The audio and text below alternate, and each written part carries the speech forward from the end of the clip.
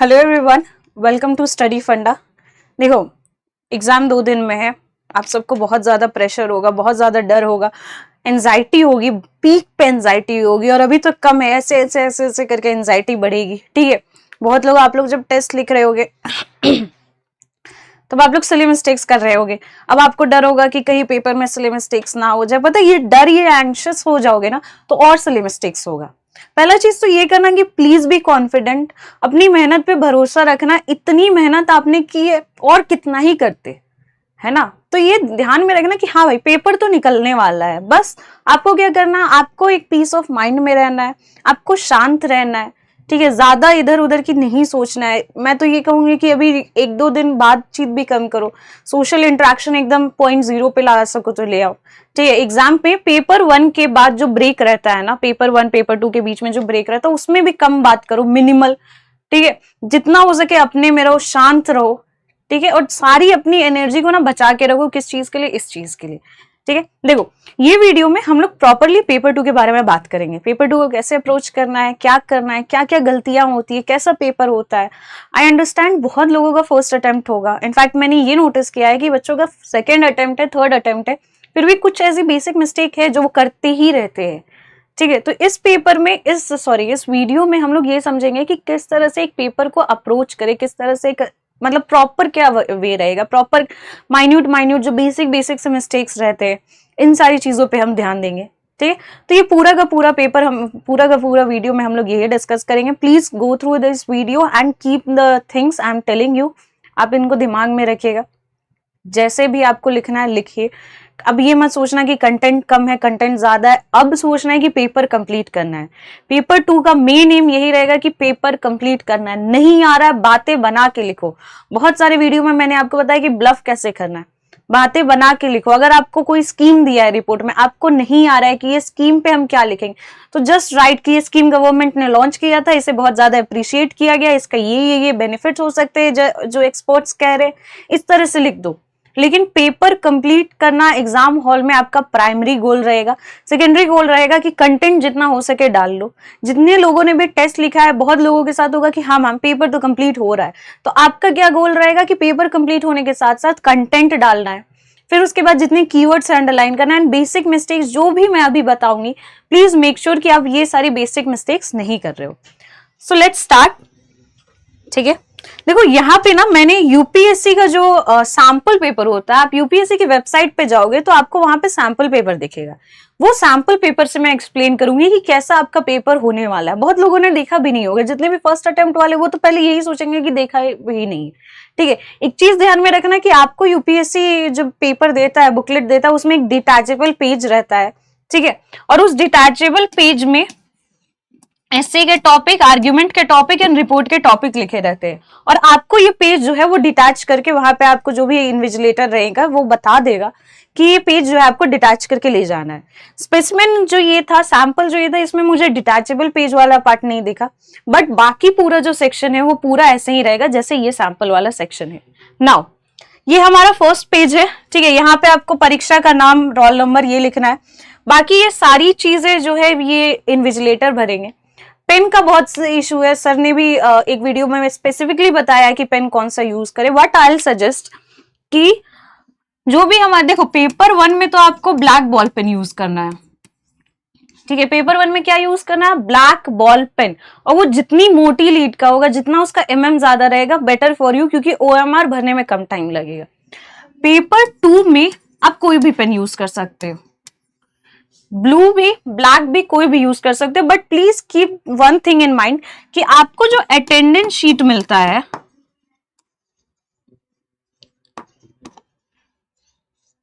ठीक है, attendance sheet जो आपको मिलता है उसमें आपको ब्लैक बॉल पेन ही यूज करना है।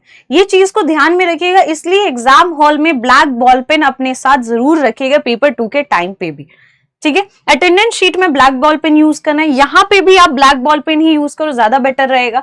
अंदर में आपको ब्लू, ब्लैक जो भी यूज करना है, you can use that, you are free to use that. ठीक है, यहाँ और हाँ, बहुत लोगों को ये भी डाउट रहता है कि नहीं मैम पेपर 2 भी ब्लैक से ही लिखा जाता है। नहीं, ऐसा नहीं है। मैंने, शशांक सर ने, हम लोगों ने भी अपना आंसर ब्लू पेन से लिखा था, इनफैक्ट ब्लू जेल पेन से लिखा था। एंड हमारा पेपर तो कैंसिल नहीं हुआ था, हमारे तो मार्कशीट में मार्क्स भी आए थे, ठीक है। तो हम लोगों ने भी ब्लू पेन से लिखा था, इसलिए मैं आपको बता रही हूँ। और कहीं भी आप नहीं देखोगे कि पेपर 2 के लिए स्पेसिफाई किया गया है कि use black ball pen only, ये पेपर 1 के लिए स्पेसिफाई किया जाता है। तो ब्लैक बॉल पेन रखिएगा, अटेंडेंस शीट के लिए रखिएगा, यहाँ पे यूज कीजिएगा। ये पूरा सेक्शन जो है वो इन्विजिलेटर भरेंगे। नाउ ये सेकंड पेज रहेगा, इसमें इंपॉर्टेंट इंस्ट्रक्शंस दिए गए हैं। थोड़ा सा हम लोग गो थ्रू करेंगे क्योंकि उसमें बहुत इंपॉर्टेंट चीजें हैं जो इन जनरल आप इग्नोर कर देते हो। पहला चीज तो है कि क्वेश्चन कम आंसर बुकलेट में आपको रोल नंबर ये सब लिखना है, ठीक है। कोई भी एक्स्ट्रा डिटेल नहीं लिखना है, ठीक है। फिर उसके साथ साथ do not right in the question answer booklet anything other than the actual answer such as couplet, obscene, abusive expression, ये सब कुछ भी नहीं लिखना है, ठीक है। फिर उसके बाद don't make any direct indirect appeal threat. Obviously मैं ये मान के चलूंगी कि आप में से 99% स्टूडेंट ऐसे होंगे जो बहुत ही साउंड माइंड के होंगे, जो ये सारी चीजों को क्या करेंगे, अवॉइड करेंगे। फिर उसके बाद don't write answer in bad eligible hand writing, such answers may not be evaluated. ये बहुत ही इंपॉर्टेंट चीज है, ठीक है। एंड बहुत सारे बच्चों को ने ये मैसेज देना है मुझे कि राइटिंग पे ना ध्यान देना, ठीक है। पेपर इवेलुएट होगा ही नहीं। अब बहुत बच्चों की राइटिंग ऐसी होती है कि पढ़ा ही नहीं जाता है। अब इसमें सारे बच्चे मत वो कर लेना कि मैम मेरी भी राइटिंग अच्छी नहीं, मेरी भी राइटिंग अच्छी नहीं। जिनकी भी राइटिंग अच्छी नहीं है, कोशिश करना है कि 2 वर्ड्स के बीच में थोड़ा सा स्पेस दे दे, ठीक है। 2 वर्ड के बीच में स्पेस दे दे ताकि थोड़ा सा पेपर जो है वो नीट लगे।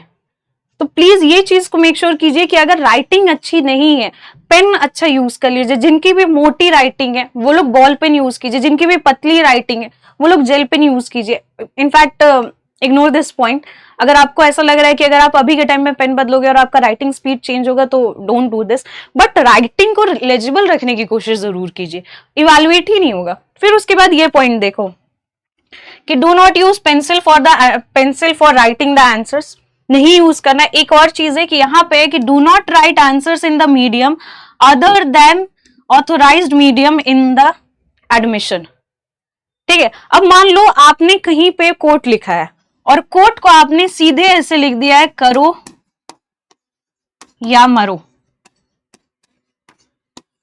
आपका जो लैंग्वेज है, आपका लैंग्वेज तो इंग्लिश है, ठीक है। ये मैं जो जिन भी बच्चों का मीडियम इंग्लिश होने वाला उनके लिए मैं बता रही हूँ कि आपका लैंग्वेज तो इंग्लिश है, बट आपने क्या किया, मीडियम चेंज किया, आपने अपनी स्क्रिप्ट चेंज की, ये वैलिड नहीं है। अगर आपको कोई भी चीज, कोई भी दोहा या कोई भी चीज अगर आपको हिंदी में लिखना है ना, हिंदी का वर्ड है लिखना है, तो आप उसको ऐसे लिखोगे, करो या मरो, ठीक है। आप मीडियम उसका इंग्लिश ही रखोगे। Do not change the medium, please keep this in mind कि मीडियम चेंज मत करना, मीडियम उसका इंग्लिश ही लिखना। और जहां आपने दूसरी लैंग्वेज का कुछ चीज लिखा है, जस्ट इस वर्ड के, इस सेंटेंस के नीचे या इस फ्रेज के नीचे उसका इंग्लिश भी लिखना, इंग्लिश ट्रांसलेशन भी लिखना,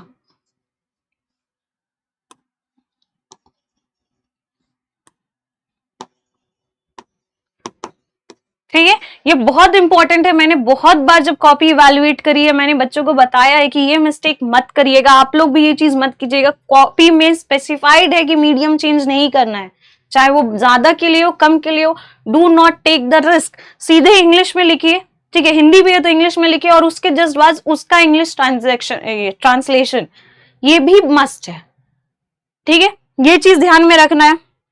फिर उसके बाद right answer eight specified space, ये मैं थोड़ी देर में बताऊंगी, ठीक है। अब देखो ये रहेगा आपका फर्स्ट पेज, ठीक है। देखो इसमें यहाँ पे बताया है कि क्वेश्चन 1 यानी कि जो एस्से रहते हैं, एस्से जो है वो इंग्लिश और हिंदी दोनों में रहते हैं। रीजन बीइंग कि हिंदी मीडियम वाले जो है वो एस्से को हिंदी मीडियम में लिखेंगे, लेकिन उनको बाकी जितने भी क्वेश्चन है सबको उनको इंग्लिश में अटेम्प्ट करना ही होगा। तो एस्से में हिंदी इंग्लिश दोनों का ट्रांसलेशन रहेगा। आर्ग्यूमेंट, रिपोर्ट और आगे सब में सिर्फ इंग्लिश लिखा रहेगा, ठीक है। मार्क्स वहां पे स्पेसिफाइड है, हाँ।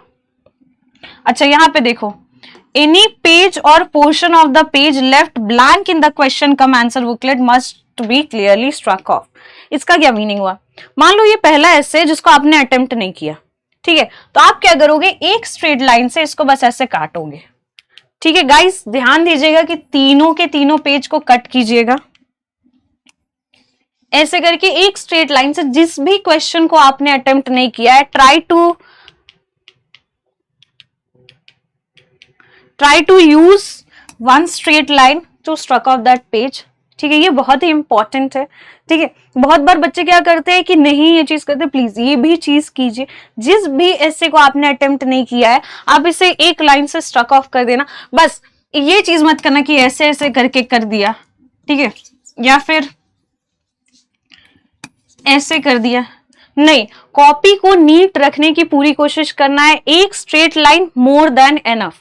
ठीक है, ये बता दे रहा है कि हाँ सर मैंने ये ऐसे अटेम्प्ट नहीं किया, तो एक स्ट्रेट लाइन ऐसे के तीनों पेज में जरूर करिएगा। उसके बाद मान लो ये सारे ऐसे आपने अटेम्प्ट किया, ठीक है, करते जाओ। ऐसे में बस मुझे ये बताना था एक और चीज, जैसे अगर आप ऐसे ये अटेम्प्ट कर रहे हो एंड अटेम्प्ट करते करते आप मार्जिन में क्रॉस कर गए, जैसे माई नेम इज इतिशा राय। ठीक है, the moment you do this, margin जहां क्रॉस किया नेगेटिव मार्किंग हो सकता है।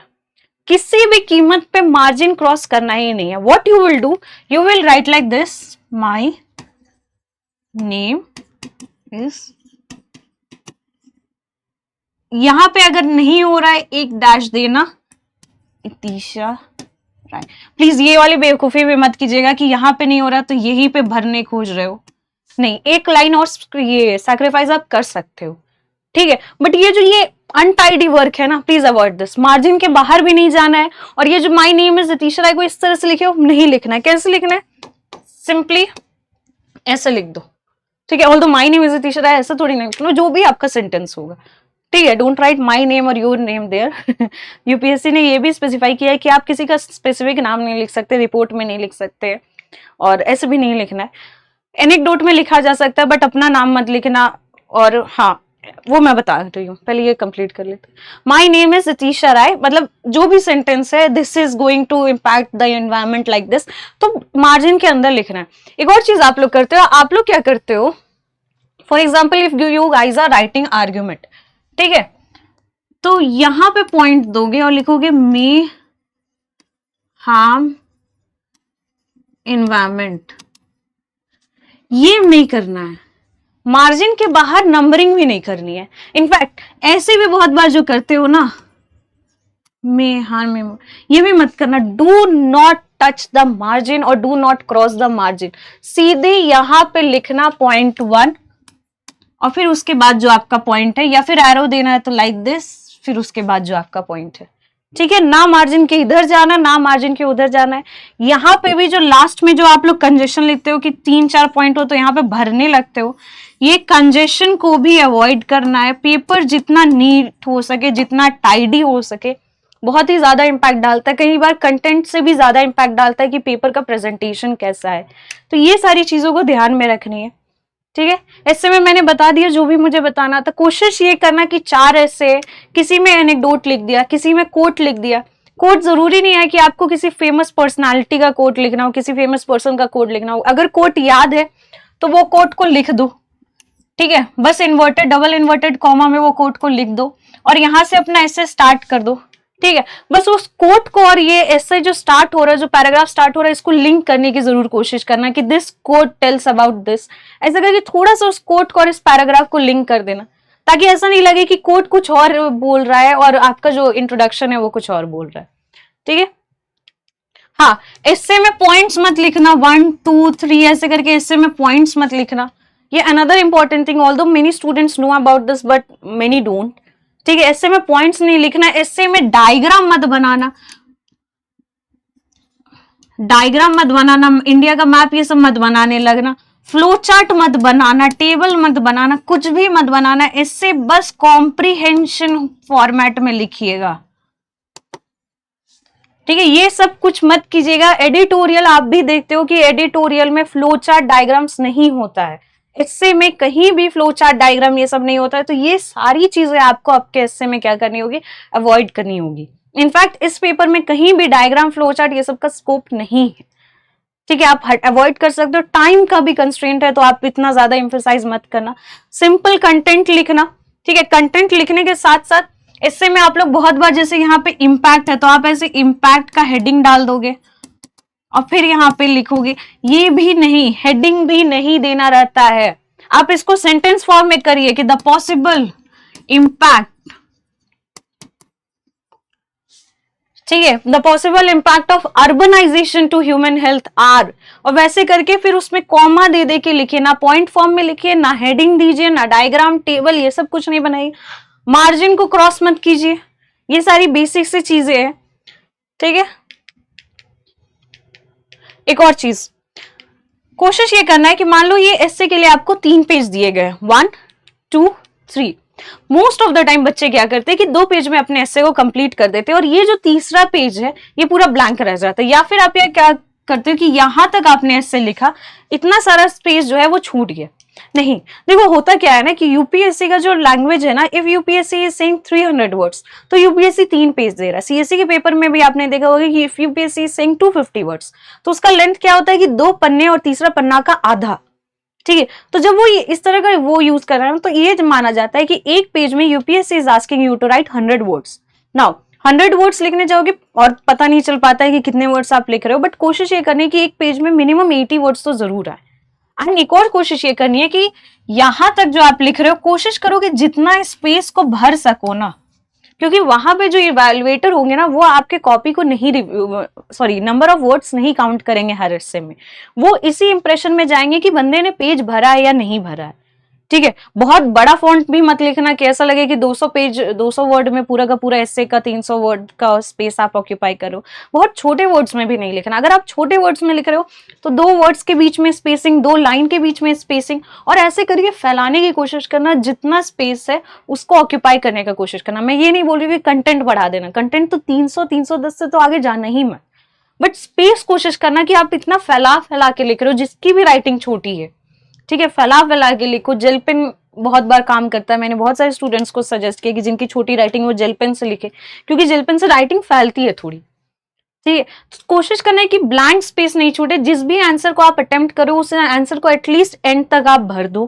ठीक है, और ये चीज मोस्टली करते हैं बच्चे, रिपोर्ट में तो सबसे ज्यादा करते हैं। ठीक है, कि रिपोर्ट को 1 पेज में निपटा दिया, आधे पे 1.5 पेज में निपटा दिया, नहीं, पूरी की पूरी स्पेस ऑक्यूपाई करने की कोशिश करो। ये तो आर्ग्यूमेंट वाला हो गया। आर्ग्यूमेंट में मैंने बताया कि 1 2 3 ऐसे मत लिखना। ठीक है, आर्ग्यूमेंट 1 2 3, हेडिंग पे ज्यादा दिमाग मत लगाना। हेडिंग जो यहाँ पे होगा वो सिर्फ और सिर्फ आर्ग्यूमेंट फॉर होगा, आर्ग्यूमेंट फॉर, और यहाँ पे क्या होगा, आर्ग्यूमेंट अगेंस्ट, बस यही चीज लिखना। इंट्रोडक्शन 3-4 लाइन का, कंक्लूजन 3-4 लाइन का, और बीच में argument for, argument heading. Main जो आर्ग्यूमेंट में आपको मार्क्स मिलेगा वो आपके पॉइंट्स के बेसिस पे मिलेगा। अगर आप 4 पॉइंट लिख रहे हो तो कोशिश करना कि जो डिटेलिंग दे रहे हो वो थोड़ा अच्छा डिटेलिंग हो। मान लो आपने यहाँ पे एक पॉइंट लिखा है, ठीक है, farmer protest are politically motivated. ठीक है, इस पे क्या पॉइंट लिखा है, जो भी है, आपने मान लो यहाँ पे एक हेडिंग दिया, ठीक है, आपने यहाँ पे पॉइंट लिखा, ये 3 लिखा। अब आपको एग्जाम्पल लिखना है। एग्जाम्पल क्या लिखना है, 2020 फार्मर प्रोटेस्ट के बारे में। तो एग्जाम्पल को ना यहाँ पे अलग करके लिख दो, example 2020 farmer protest and opposition support. अब देखो, मैंने एग्जाम्पल को डिटेल नहीं दिया, मैंने एग्जाम्पल को कंसाइजली बस 1 लाइन में लिख दिया। आप भी प्लीज ये चीज करना, किसी भी एग्जाम्पल को बहुत ज्यादा डिटेल में जाने की भी कोशिश मत कीजिएगा, बस एक और एग्जाम्पल को ना अलग लिखिएगा। पहला रीजन ये होगा कि एक तो आपका स्पेस ऑक्यूपाई होगा, दूसरा इवैल्यूएटर को क्लियरली दिखेगा कि हाँ बंदे ने एग्जाम्पल अलग लिखा है। Now one more thing you should do, कि मान लो ये जो आर्ग्यूमेंट फॉर है ना, इसको बॉक्स में डाल लो, और ये जो पॉइंट्स है ना, इसको या तो बॉक्स में डालो या अंडरलाइन कर लो, बट सब हेडिंग और हेडिंग क्लियरली दिखना चाहिए कि यहाँ पे सब हेडिंग है, यहाँ पे हेडिंग है। ठीक है, तो इन दोनों को बॉक्स में डालो। बीच बीच में जो पॉइंट्स हम लिखते हैं, तो बीच बीच में जो इंपॉर्टेंट हमारे कीवर्ड्स है, आप क्या करो कि उन्हें अंडरलाइन कर लो, बट मेक श्योर कि सब हेडिंग, हेडिंग और कीवर्ड्स ये तीनों हाईलाइटेड रहे आपके आंसर के। ठीक है, उससे क्या बेनिफिट होगा ना कि इवैल्यूएटर को पूरा आपका आंसर पढ़ने की कोई जरूरत नहीं होगी, कंटेक्स्ट जानने के लिए। तो अगर आपने माइन्यूट मिस्टेक्स अगर इधर उधर की है तो उसके चांसेस हैं कि हाँ वो इग्नोर किया जा सकता है, बिकॉज मेन एम्फेसिस आंसर देखती हैं आपका इन सब पे होगा। ठीक है, रिपोर्ट में आते हैं। देखो रिपोर्ट में बहुत लोगों को लगता है कि मैम रिपोर्ट में बॉक्स बनाना है या नहीं बनाना है। सी मैं बॉक्स बनाती थी, रूपाली मैम बॉक्स नहीं बनाती थी, शशांक सर भी बॉक्स नहीं बनाते थे। तो बॉक्स बनाना नहीं बनाना इस चीज पे ये बहुत ही एम्बिग्युइटी है कि बनाना है या नहीं बनाना। इन जनरल कन्वेंशन ये होता है कि report is always written in a box, so you should make a box. If you want to make a box, आप क्या कर सकते हो कि यहाँ पे आपने एक लाइन दिया, ठीक है, और नेक्स्ट पेज में जहां आपका इस ये रिपोर्ट खत्म हो रहा वहां पे आपने एक लाइन दिया। दिस इज वन वे, ठीक है, जिससे आप बॉक्स बना सकते हो।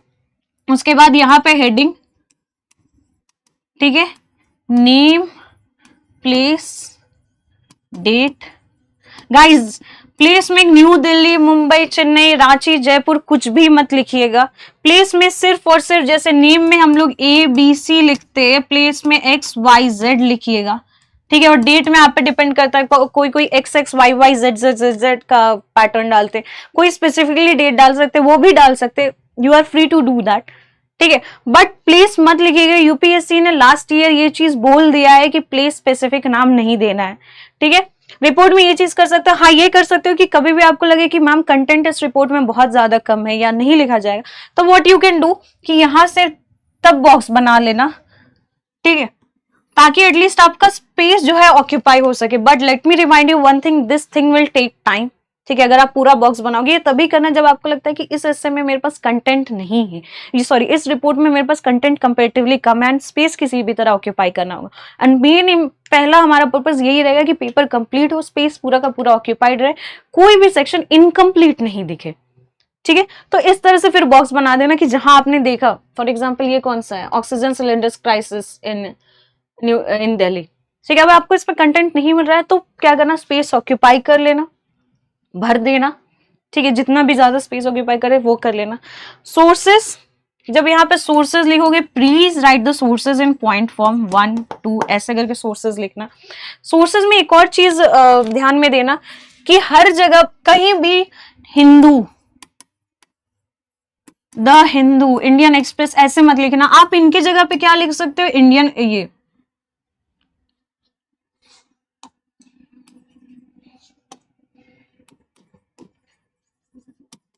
न्यूज़पेपर डेलीज ऐसे करके आप लिख देना। ठीक है, जहां भी आपको सोर्सेज ये इंडियन एक्सप्रेस, हिंदू ये सब लिखना है वो मत लिखना। बहुत बार बोला जाता है कि ये बायस्ड रहते हैं, ठीक है, इनका जो भी इनका रिपोर्ट रहता है वो बायस्ड रहता है, तो डोंट टेक एनी चांस। ठीक है, आप क्या करना कि आप न्यूज़पेपर डेलीज लिख देना। कोई भी इवेंट हुआ जैसे फॉर एग्जांपल मुर्शिदाबाद वायलेंस, आपको इस पे रिपोर्ट लिखने आ गया, तो क्या करोगे आप वहां पे लिख देना लोकल न्यूज एजेंसीज।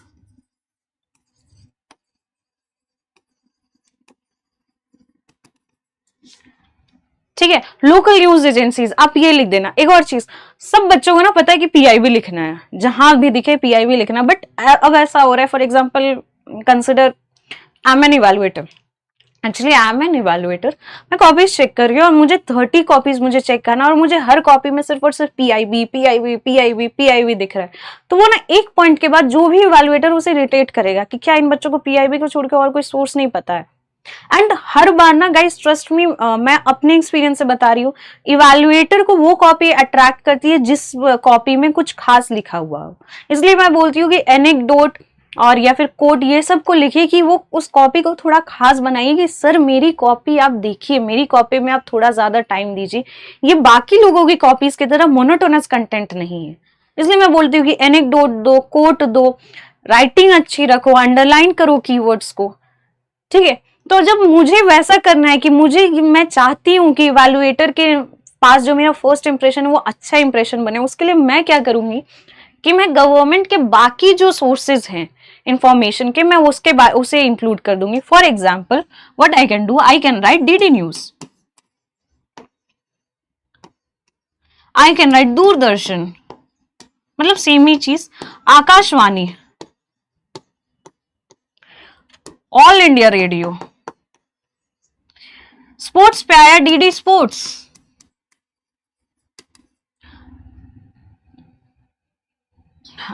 किसान पे आया, एग्रीकल्चर फार्मिंग ये सब पे किसी पे आया, डीडी किसान।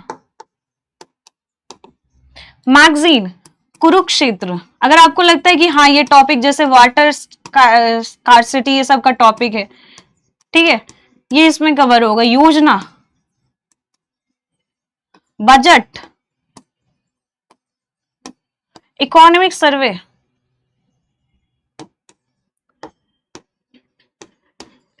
इतने सारे गवर्नमेंट के सोर्सेज हैं, इससे भी कई ज्यादा है, बट इतने सारे गवर्नमेंट के सोर्सेज है जो आप मेंशन कर सकते हो, ठीक है। और बजट में ईयर स्पेसिफाई कर देना 2025 2026। तो कंटेंट ना थोड़ा सा स्पेसिफिक लिखिएगा, थोड़ा सा स्पेसिफिक, थोड़ा सा इनरिच लिखिएगा, ताकि लगे कि हाँ भाई इस बंदे ने थोड़ा सा एक्स्ट्रा दिमाग लगाया, थोड़ा सा बाकी लोगों से क्या किया, अलग किया अपने आप को, ठीक है। नाउ आगे देखते हैं। देखो ये हमारा सेकंड रिपोर्ट में भी एग्जैक्ट वैसे ही करना है। प्रेसी, देखो इन जनरल तुम लोग प्रेसी में बहुत बार मिस्टेक करते हो, मैंने बहुत सारे वीडियो में प्रेसी में बता दिया है। पहला मिस्टेक ये, बहुत बार ऐसे लिखोगे आप लोग, जस्ट अ मिनट गाइस, ये जूम नहीं होगा। अगर मान लो मुझे यहाँ पे नेसेसरी लिखना है तो आप कैसे लिखोगे,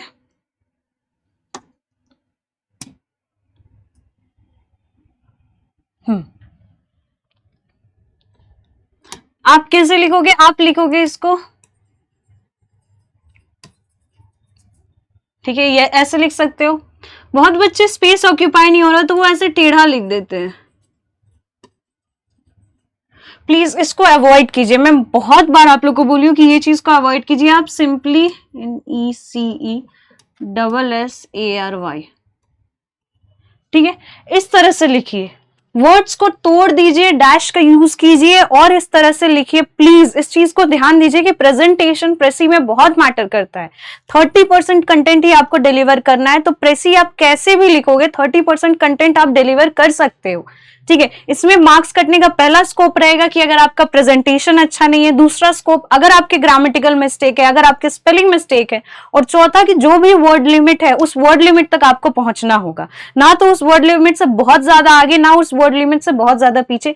3-4 वर्ड्स का अगर डिफरेंस है चल जाएगा, उससे ज्यादा आगे पीछे मत कीजिएगा। अगर मान लो यहाँ पे मुझे कुछ लिखा हुआ है, मैं यहाँ पे लिख रही थी और फिर मैंने यहाँ पे कट किया, तो यहां पे स्टफ मत कीजिएगा, राइट इट हेयर,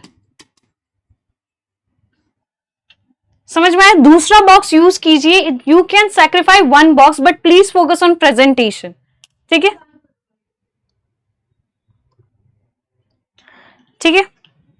ये चीज समझ में आई, ये वाला मिस्टेक नहीं करना है, स्पेलिंग मिस्टेक्स नहीं करना है, ग्रामेटिकल मिस्टेक्स नहीं करना है। जहां भी पंक्चुएशन, जहां भी कॉमा देना है आप कॉमा दो, इन्वर्टेड कॉमा देना है इन्वर्टेड कॉमा दो।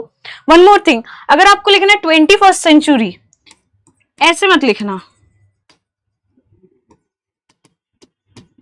ऐसे मत लिखना, सिंपली कैसे लिखना, आई होप कि आप सबको विजिबल होगा ये स्क्रीन। जस्ट अ मिनट, मैं यहां पे बॉक्स बना के लिखती हूँ। एक बॉक्स के अंदर 21st सेंचुरी, ठीक है, इस तरह से लिखना, स्पेस कम ऑक्यूपाई करना, ठीक है, जितना कम स्पेस हो सके उतना ऑक्यूपाई करना। वर्ड लिमिट जरूर ध्यान में रखिएगा, यहाँ पे आपको वर्ड लिमिट दिया रहेगा, और इन यहाँ पे भी एक बार देख लीजिएगा, इन जनरल हमेशा से 1/3 ही रहता है तो वो चेंज नहीं होगा, ठीक है, बट इसका 1/3 और एग्जैक्ट 1/3 तक ही आपको पहुंचना, प्लीज इसका भी ध्यान दीजिएगा। फॉर एग्जाम्पल इसका 1/3 कितना हो गया, 162 आसपास होगा, 161 162 आसपास होगा, प्लीज रीच टिल देयर, ठीक है। यहां पे आप क्या कर लेना कि यहां तक एक डैश दे देना, एक ब्लैंक दे देना, ठीक है, और फिर यहां से वहां तक भरना। आगे आते हैं कॉम्प्रिहेंशन। कॉम्प्रिहेंशन में स्पेस एनफ प्रोवाइडेड रहता है, कोशिश करना कि एटलीस्ट यहां तक तो स्पेस ऑक्यूपाई हम करे ही करें। बातों को थोड़ा बढ़ाना, अगर कंटेंट कम है तो बातों को थोड़ा एग्जैजरेट करना, बढ़ाना, ठीक है। उसके बाद मैं हमेशा सजेस्ट करती हूँ कि सारे आंसर को ना कॉम्प्रिहेंशन, सारे आंसर को पैसेज फॉर्म में मत लिखना, 2-3 आंसर कॉम्प्रिहेंशन फॉर्म में, सॉरी पैसेज फॉर्म में, और 2-3 आंसर पॉइंट फॉर्म में। जहां पे भी मल्टीपल चीजें आपको लिखनी हो तो आप उसको पॉइंट फॉर्म में लिखना, ताकि प्रेजेंटेशन मोनोटोनस ना हो, ठीक है, तो कुछ आंसर आपने ऐसे 1 2 3 4 ऐसे करके लिख दिया। अगर मान लो दो चीजों के बीच में डिफरेंशिएट करनी है, एक टेबल बनाना, डिफरेंशिएट करना, ठीक है, जितना भी आप अपने आंसर को कैची बना सकते हो करना। एक और चीज, सारे पेपर में, पूरे throughout the paper, try your best कि you underline the keywords. Guys इस चीज को समझो कि बहुत सारे जो आपके कॉम्पिटिटर होंगे जिन्होंने अच्छी खासी तैयारी की है, पेपर वो कंप्लीट कर ही देंगे, कंटेंट वो लिख ही देंगे। थर्ड जो आपका सबसे इंपॉर्टेंट चीज होता है ना, वो होता है प्रेजेंटेशन। ठीक है, एंड प्रेजेंटेशन में अगर आप अंडरलाइन किए हो, अगर आप पॉइंट फॉर्म यूज किए हो, कॉम्प्रीहेंशन में मैं बोल रही हूँ, नॉट इन एसे, कॉम्प्रीहेंशन में पॉइंट फॉर्म यूज किए हो, यहाँ पे अगर टेबल प्रॉपर बना हुआ है, तो ये सब एक्स्ट्रा मार्क्स फेच करने में हेल्प करता है। एंड आपको शायद अभी ये चीज समझ में नहीं आ रहा होगा, बट अगर आप उनसे मिले हो जिनका 1 मार्क्स 2 मार्क्स की वजह से रह जाता है, दैट हर्ट्स द मोस्ट। ठीक है, दैट रियली हर्ट्स। तो जहां जहां मेरे को स्कोप है कि मैं 1 मार्क्स बढ़ा सकती हूँ, मैं बढ़ाऊंगी। ओके, फिर हाँ, ये हमारा आ गया ग्रामर। ग्रामर में एक चीज मैंने देखा है कि जैसे यू नेवर थिंक ऑफ, यहाँ पे योरसेल्फ होगा, तो व्हाट यू गाइस डू कि आप या तो यहाँ पे योरसेल्फ लिखते हो या फिर आप यहाँ पे योरसेल्फ लिखते हो और छोड़ देते हो। ये स्टुपिडिटी है, पता है, ये ऐसा है कि आप सही आंसर तक पहुंच गए फिर भी आप मार्क्स फेच नहीं करोगे। क्या यूपीएससी को आप इतना लाइटली ले रहे हो? मैंने बहुत बार टेस्ट सीरीज में देखा, ये क्यों कर रहे हो? एक सेंटेंस लिखने में कितना ही टाइम जाएगा, हार्डली 1 मिनट, हार्डली एक सेंटेंस का मैं बात कर रही हूँ। क्वेश्चन में यहाँ पे साफ साफ लिखा हुआ है रीराइट, साफ साफ क्लियरली लिखा हुआ है rewrite, then please rewrite the whole sentence ना, है ना? तो ये मत करना कि सिर्फ यहाँ पे योरसेल्फ लिख दिया, यहाँ पे योरसेल्फ लिख दिया, एंड डोंट बिलीव कि यूपीएससी आपको मार्क्स दे देगा। यूपीएससी आपको नहीं देगा, ठीक है, यूपीएससी को लाइटली नहीं लेना, यूपीएससी नहीं देगा। हर सेंटेंस में यहाँ पे आंसर लिखिए। अच्छा, ये एरो, ऐसे एरो देने का कुछ कोई भी जरूरत नहीं है, जस्ट आप यहाँ से अपना सेंटेंस आप लिख सकते हो। यहाँ पे भी सेंटेंस लिखते लिखते बहुत बार लोग मार्जिन क्रॉस कर देते हैं या फिर कंजेशन कर देते हैं, अवॉइड दैट। सेंटेंस दूसरा यहाँ से स्टार्ट कर लो, पहले ही देख लो कि कितना क्या लेंथ रहेगा सेंटेंस का, तो आपका फॉन्ट साइज आप उस हिसाब से डिसाइड करना। जब यहाँ पे बैक ऑफ लिखा हुआ है तो सेंटेंस को यहाँ पे लिखना है, यहाँ से स्टार्ट मत करना। प्रेजेंटेशन पे ध्यान देना, सेंटेंस यहाँ पे लिखना है। अच्छा, सेंटेंस बैक, ये जो फ्रेजेस वाले पार्ट रहते हैं इसमें सेंटेंस कंसाइज, जरूरत से ज्यादा छोटे भी मत लिख देना। ऐसा नहीं कि यहाँ पे प्लीज लॉग आउट, बस इतना सा सेंटेंस मत लिख देना। एक सेंटेंस का ना अप्रोप्रिएट लेंथ होना चाहिए, ना बहुत ज्यादा बड़ा ना बहुत ज्यादा छोटा, ठीक है, उस सेंटेंस में लिखना। और एक और चीज, बहुत बार बच्चे क्या करते हैं कि 2 सेंटेंस लिख देते हैं, ठीक है, जैसे लिखे कि he is very weak full stop so he decided to back off. अब यहां पे ये 2 सेंटेंस बन गया है, ठीक है, तो ये भी नहीं, इसको एक ही सेंटेंस में कंटेंट को मर्ज कीजिए और लिखने का कोशिश कीजिए, ठीक है। नेक्स्ट ये, अब इसमें आप क्या करेंगे, 2 है तो 2 को यहाँ पे काट दोगे, कुछ नहीं करना, दोबारा लिखना और जो भी आपने करेक्ट किया है उसे बस एक अंडरलाइन कर देना है, ठीक है गाइज। ये सारी बेसिक चीजें हैं जो आप कई बार पढ़ लेते हो फिर भी आप ये सब नहीं करते हो, कहीं ना कहीं मार्क्स में पीछे रह जाते हो। तो आई होप कि आप लोगों को ये चीज समझ में आया होगा, ठीक है। अच्छे से पेपर देना, बी कॉन्फिडेंट, बी कंसंट्रेटेड, पूरा फ्रेश माइंड में देखना। पेपर 1 के बाद जरूरत से ज्यादा बात करना, लोगों से पूछना कैसा गया है पेपर, कैसा गया है पेपर, आंसर चेक करना, कुछ भी नहीं। पेपर 1 के खत्म होने के बाद आपका सोल टारगेट होना चाहिए पेपर 1 पेपर 2 पूरा का पूरा। थोड़ा बहुत आप ग्रामर के प्रैक्टिस कर सकते हो, बट कोशिश करना कि माइंड जितना शांत हो सके, जितना एक्टिव हो सके। You can have a cup of black coffee, dark chocolate 70% और अबव, ठीक है, ग्लूकोज या फिर ORS ले लेना, इलेक्ट्रॉल ले लेना, बट फ्रेश माइंड से ट्राई योर बेस्ट की पेपर कंप्लीट करें। जब पेपर लिखते लिखते आप बहुत ज्यादा थक जाओ, 2 मिनट का ब्रेक ले लेना, ठीक है। और जो भी मैंने बताया उस चीज को फॉलो करना। आई होप कि आप सबका, जितने भी लोग जितने जेन्युइनली मेहनत करें सबका निकले, ठीक है। आपने बहुत ही मेहनत की and please have faith over that. आपको वो आपकी जो मेहनत है वो कॉन्फिडेंस देनी चाहिए एंड अच्छा ही होगा, ठीक है। सो ऑल द बेस्ट, ठीक है। मिलते हैं इसके बाद फिर अच्छे से देना।